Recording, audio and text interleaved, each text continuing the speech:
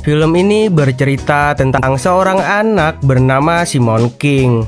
Ayahnya adalah seorang seksologis terkenal di dinasti Shang yang mempunyai banyak selir dan kaya raya bernama Simon Tate.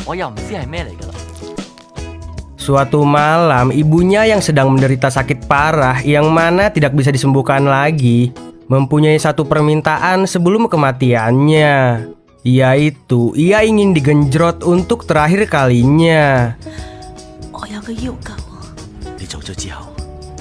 Suaminya yang amat sayang kepadanya pun mengabulkan permintaannya dengan cara menggunakan ilmu jarum akupuntur miliknya, yang mana istrinya itu akan menjadi seperti orang normal dalam setengah jam ke depan.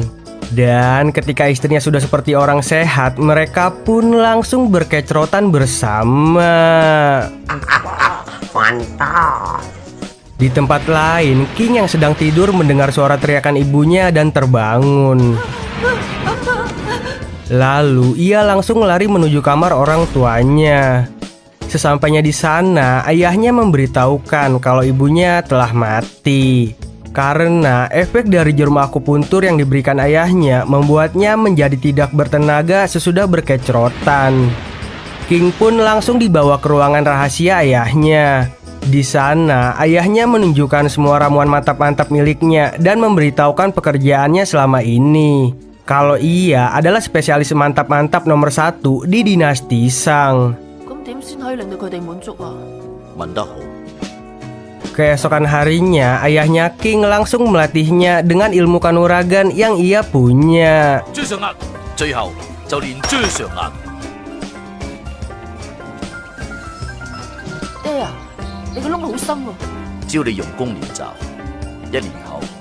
Hari demi hari, King melatih otongnya hingga ia beranjak dewasa. Akan tetapi, ayahnya masih melarangnya untuk melakukan perkecrotan dikarenakan keperjakaan sangatlah penting bagi anaknya. Jika pertama kali ia kalah dalam perkecrotan itu, maka harga dirinya akan hancur. Sampai suatu saat, nafsunya King sudah tidak bisa dibendung lagi, dan King mencoba untuk berkecrotan dengan pelayannya.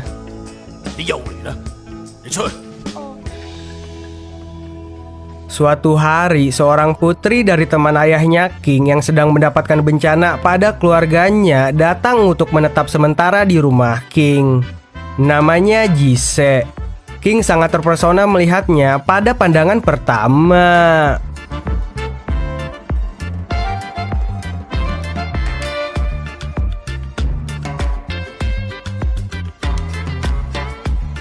Di malam pertama, King mengintip Jise yang sedang berganti pakaian di kamarnya. Namun, ayahnya yang selalu mengawasinya selama 24 jam pun datang dan menyuruhnya pergi. Keesokan harinya, ayahnya King menyuruh Jise untuk mengajari ilmu bahasa kepada King. Di malam hari, King yang masih mengingat kejadian pada saat belajar dengan Jise berhalusinasi di kamarnya. Sampai akhirnya ia mendengar suara Jise yang sedang mandi di sebelah kamarnya.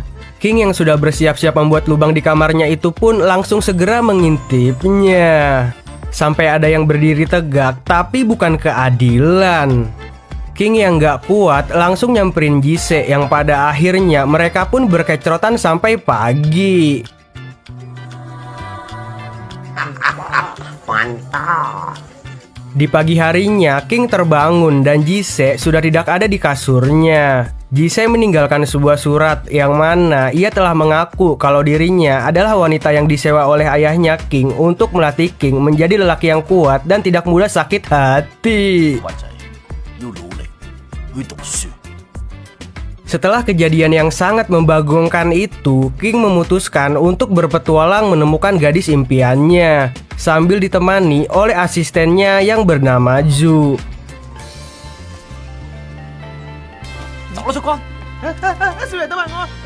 Beberapa bulan perjalanan sudah berlalu, akan tetapi King masih belum bertemu dengan satu wanita pun.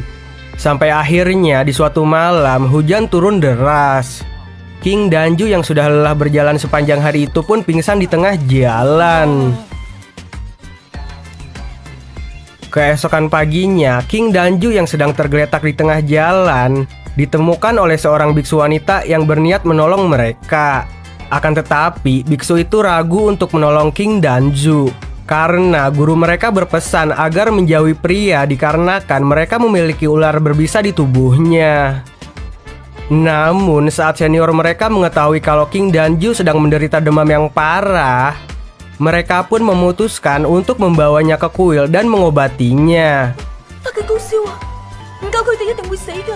Sesampainya di kuil, guru mereka melarang para biksu muda ini untuk masuk ke dalam kamar King Danju dikarenakan mereka seperti harimau yang mempunyai ular berbisa. Yuliang sebagai paling senior di kuil itu diberikan amanat untuk menjaga para juniornya agar tidak mencoba menemui King Danju. Yuliang yang mendengar para juniornya pada curiga kalau gurunya itu seperti berbohong karena sebelumnya gurunya mengatakan kalau pria itu seperti ular dan sekarang mengatakan seperti harimau, langsung ngunciin mereka di kamar.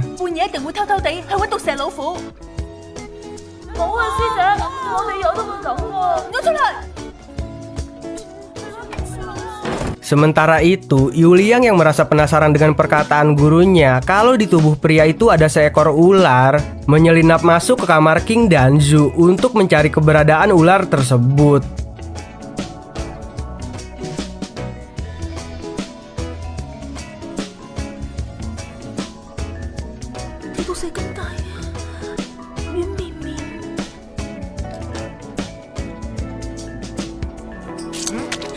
Yuliang yang merasa terkena racun dari ular itu pun langsung lari ke sebuah kuil dan berdoa meminta ampun karena sudah melihat ular kadut yang dilarang oleh gurunya.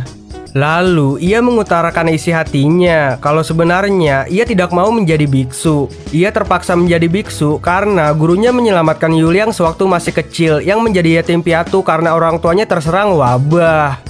Dan Yuliang juga udah tahu kalau gurunya itu berbohong karena ular milik King itu sangatlah lucu dan tidak berbahaya.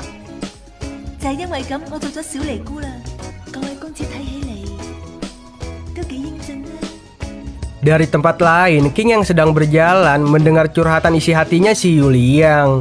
Di situ, King yang mendengarnya mengetahui kalau ternyata si Yuliang ini demen banget sama dirinya. Setelah 2 hari beristirahat, King Danju disuruh untuk pergi dari kuil oleh sang guru. Yang akhirnya mereka pun melanjutkan perjalanannya. Yuliang yang sangat terpesona dengan ular kadutnya King memutuskan untuk kabur dari kuil dan mengikutinya. Di tengah perjalanan, Yuliang tersesat dan bertanya kepada 3 orang berandalan di tengah jalan.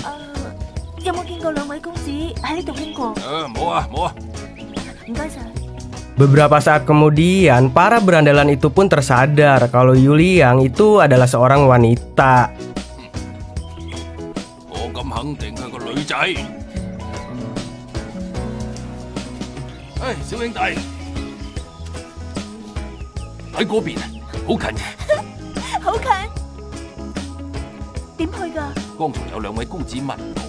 Yang kemudian mereka langsung membawa Yuliang ke sebuah rumah kosong yang berada di tengah hutan. Di tempat lain, King yang merasa kitab mantap-mantap pemberian ayahnya ketinggalan kembali ke kuil untuk mengambilnya. Di tengah perjalanan, King mendengar suara teriakan wanita yang sedang berkelojotan. Yang ternyata suara itu dari Yuliang yang sedang dipaksa untuk berkecerotan dengan para berandalan itu. King pun langsung menyelamatkan Yuliang dengan menghajar habis para berandalan tersebut.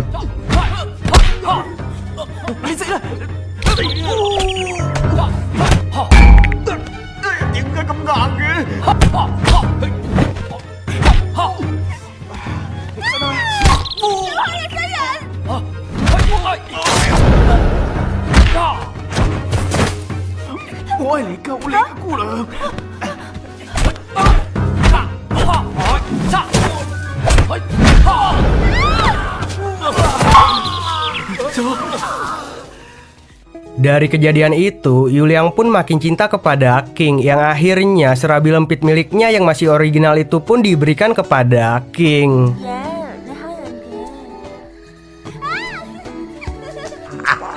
Mantap. Beberapa hari kemudian, King mendapatkan kabar kalau ayahnya sedang sakit parah. Lalu, ia pulang membawa Yuliang dan mengenalkan kepada ayahnya. Yang kemudian King disuruh oleh ayahnya untuk menikah dengan Yuliang. Lalu King diberikan hadiah sekotak pil naga oleh ayahnya. Pil itu mempunyai khasiat membuat pria yang meminumnya menjadi kuat untuk berkecrotan seharian penuh. Akan tetapi sangat berbahaya jika diminum secara berlebihan karena bisa membuat King dan lawan berkecrotannya kelelahan sampai menyebabkan kematian. Sebulan setelah pernikahannya bersama Yuliang, sakit yang diderita ayahnya semakin parah sampai akhirnya ia meninggal. Setelah kematian ayahnya, King mendapatkan semua warisan dan menjadi sangat kaya raya.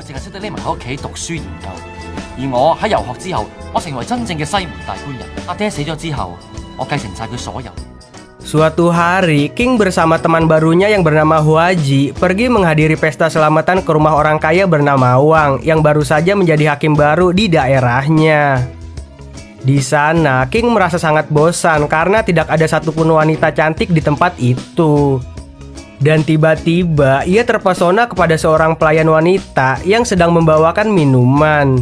Wanita itu bernama Lian Hua.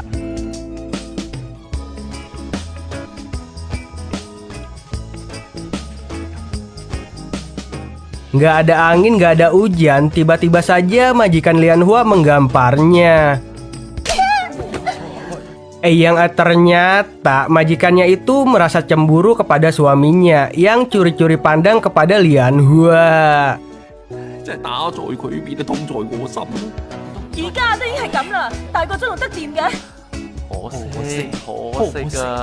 Di malam hari, King yang menginap di rumah Mr. Wang terbangun dan berjalan ke halaman.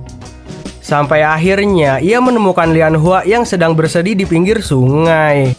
Di sana, Lian Hua memberitahukan kalau dirinya sedang meminum air sungai untuk mengurangi rasa laparnya karena tidak diberikan makan seharian oleh majikannya.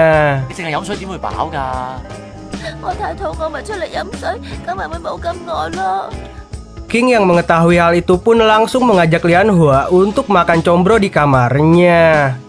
Selain diberikan combro, King yang tahu kalau Lian Hua suka disiksa oleh majikannya menawarkan kepada Lian Hua untuk pindah bekerja di rumahnya.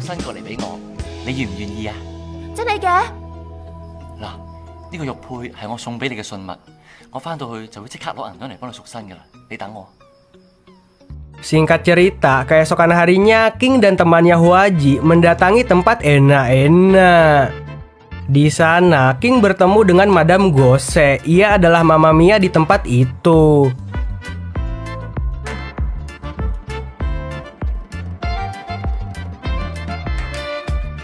Sebelum enak-enak, King diminta untuk menandatangani surat persetujuan dan swab antigen. Setelah itu, dikarenakan peraturan di sana cuma melayani satu pelanggan untuk satu malam dan si Huaji itu sudah membooking duluan, King pun disuruh pulang oleh Madame Gose. Setelah kesal karena ditipu oleh temannya si Huaji, King pun langsung pulang ke rumah melewati hutan pada tengah malam. Di sana, ia bertemu dengan sebuah keluarga yang kemudian memberitahukan kalau di hutan ini ada begal, yang mana sangat berbahaya untuk berjalan malam-malam sendirian.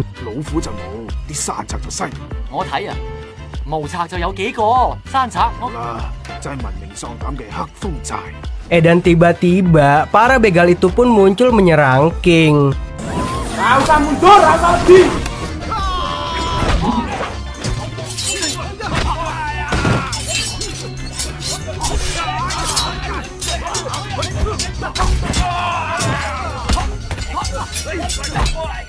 Saat hampir menghabisi semua lawannya, tiba-tiba muncul begal lainnya yang kemudian menyumpit King menggunakan obat bius yang membuatnya pingsan tak berdaya.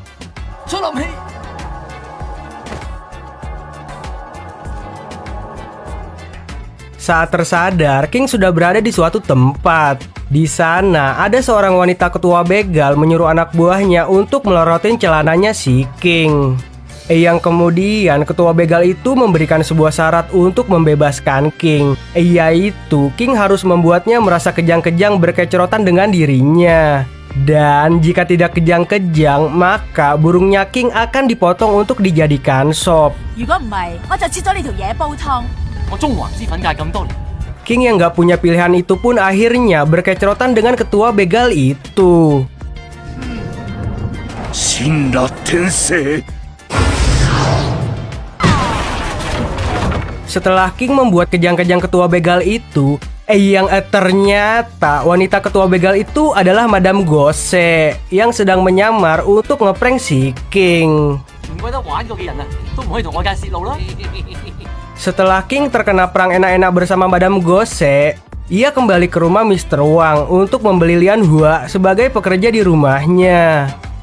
Akan tetapi, Lian Hua sudah pergi dari rumah itu. King yang mengetahui itu pun langsung kembali pulang ke rumah. 咁告辭啦。我已經將佢送咗俾人。 Singkat cerita, beberapa tahun kemudian, sewaktu sedang asik berjalan-jalan, tiba-tiba King kejatuhan sebuah kayu. Yang ternyata kayu itu adalah ganjilan jendela yang terjatuh sewaktu dipasang oleh seorang wanita cantik.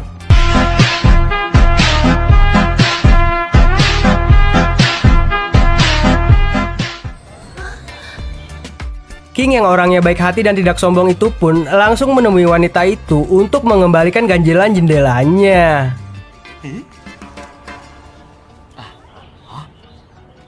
你係官人，乜你唔認得我啦？ Dan yang ternyata wanita cantik itu adalah Lian Hua yang sudah beranjak dewasa. 今年咁大個女啦。 Belum sempat speak iblis, suaminya Lian Hua tiba-tiba datang. King yang melihatnya itu pun langsung memberikan kayu ganjilan jendelanya, lalu pergi meninggalkan Lian Hua bersama suaminya. 哦，慢行啦嚇。 慢行啦。 Kemudian King menghampiri rumah ibu angkatnya yang seorang Mama Mia. Di sana King bercerita tentang kegalauannya dengan seorang wanita cantik. Tak lama kemudian ibu angkatnya King mengenalkan King dengan anak angkat perempuan barunya. 乖女啊，仲唔快啲出嚟見下大官人？ Yang ternyata anak perempuan barunya itu adalah si Lian Hua. King pun kaget bukan kepayang. 契仔啊，對唔住啊！ Keesokan harinya, ketika suami Lian Hua positif corona, ia diberi obat yang sudah dicampur racun oleh King, yang menyebabkan suaminya itu maut seketika.